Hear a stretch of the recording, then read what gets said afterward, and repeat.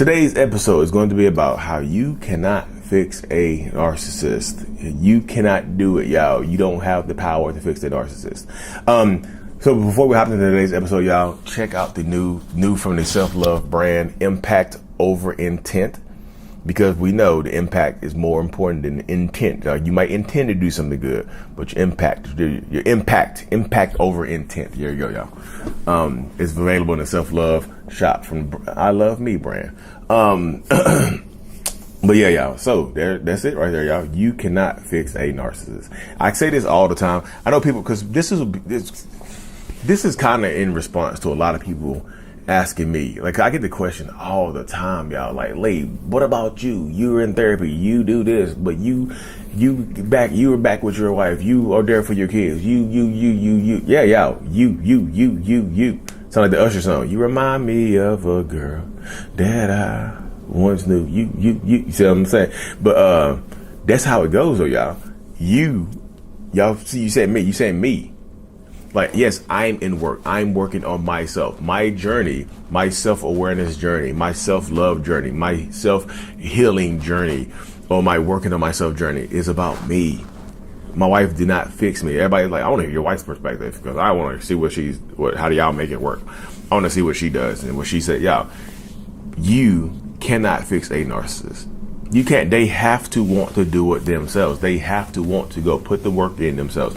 They have to want to go talk to a therapist. They have to want to go do all this stuff for themselves. You can't do it, y'all. You can't force them to go. You can't give them an ultimatum. You can't. Like, you cannot fix them. I know you want to fix them. I know y'all. Some people see my page and get hope that the person in their life can change and be better and things of that nature. Y'all, that your person needs to find this on their own and decide that they want to go get help for themselves. Yeah, I have a whole series on my YouTube channel called Self-Aware Narcissist Sundays, and it's about my therapy journey, what I do, how I work on myself inside and outside of the therapist chair. So I tell people all the time about you cannot do it, y'all. You don't have the power.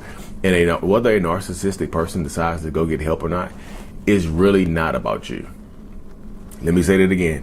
Whether a narcissistic person decides to go get help or not is really not about you. It's just not, y'all. It's more about ourselves. It's more about us and our ego. And it's our egos preventing us from admitting that something is going on and actually wanting to go put the work in, as opposed to trying to change the people around us. We try to change our environments, y'all, we try to change our environments to make it more suitable for us. And by environments, I mean our relationship spaces. We try to change our relationship spaces to make it more suitable for us. So our relationships are a product of our relationships are a product of us. You see, that's what I tell people. I'm like, y'all, you can't fix that person. I know you love them, you care about them. Some of y'all don't love them and you don't care about them anymore. Well, you might care about them. I don't think you love them anymore. You're just trauma bonded, or you're addicted to them and whatnot. I truly believe that a lot of y'all fall into that category where you don't really love the person anymore. You're just trauma bonded to them, because love shouldn't feel this way. Love shouldn't feel the way that it feels right now in your relationship space, inside your relationship dynamic.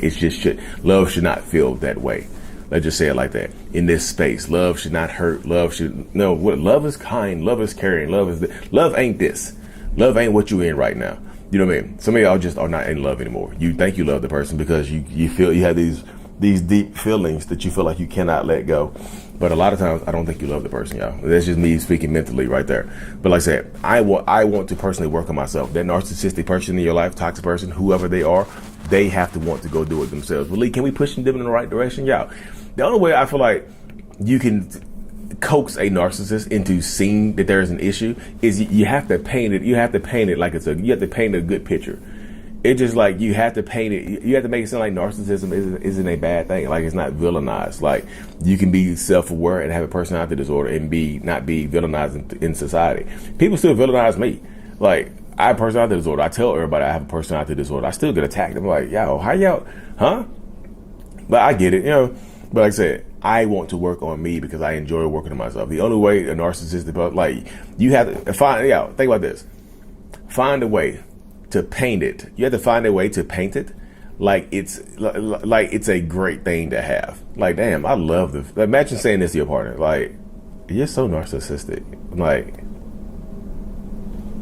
And I love that about you. Imagine saying that to your partner. Like literally, imagine saying it to your partner right there.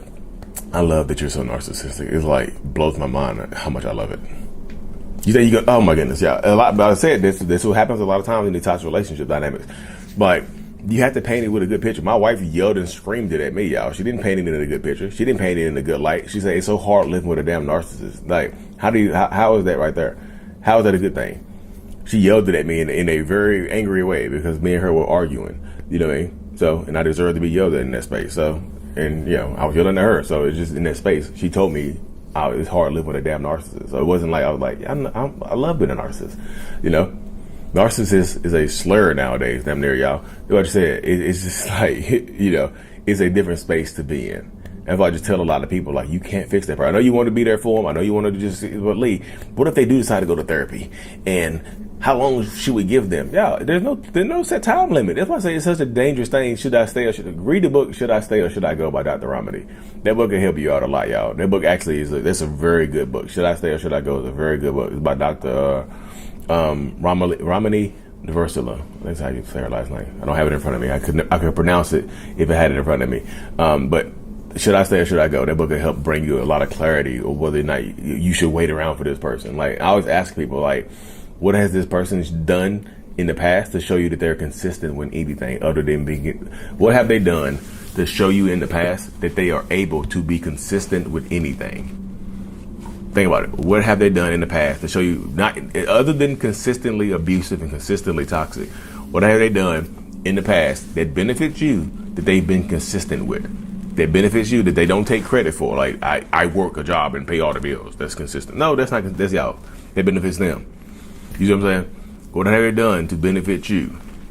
What have they followed through with that is not? What have they followed through with in their life on a consistent basis that is not toxic, that is not detrimental to existence? That's what I'm saying, y'all. You have to ask yourself so many questions because you don't have the ability to fix it, y'all. You don't have the tools to fix a narcissistic person, and most therapists don't. You have to find a specialized therapist to work with a narcissistic person. If you're a narcissist watching this, you have to find a specialized person. I went on psychologytoday.com and found and searched by narcissistic personality disorder and found people who specialize in this. Their top specialty. You know, that's how I found my therapist. Top specialty was narcissistic personality disorder. That's probably what I talk about on Self-Aware Sundays. Top specialty. Self-Aware Sundays be about how I found my therapist. NPD. Self-Aware in Sundays. So Self-Aware Sundays be about how I found my therapist. But yeah, you can't fix them, y'all. They have to want to put the work in themselves. They have to be willing to be open, honest, and vulnerable. They have to be able to trust the therapist and trust themselves to be open, honest, and vulnerable, y'all. But anyways, y'all, I don't know if y'all noticed, I'm in a hotel room in Knoxville, Tennessee, for the next few days. I have a project here. But so thank y'all for tuning in. Like and subscribe for more. And always, mental illness is out. Peace. Thank you so much for making it to the end of my video. You are a mental illness rock star, and I appreciate you for being here. If you haven't already, make sure to click on the screen to subscribe to the channel and watch another one of my videos in my playlist. There's also a link available up here for you to purchase my kids' book, Remember It's Not Your Fault, on Amazon. So check that out. Thank you. I will see you in the next video. Peace.